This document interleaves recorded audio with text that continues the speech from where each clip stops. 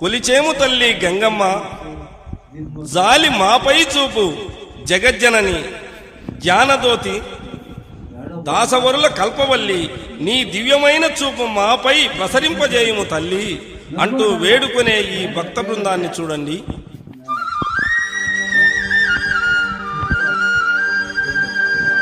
భగవతి తనివి తీరా నీ పూజ చేసి మనసారా, పావన గంగారావా పాపము పాపగరావా.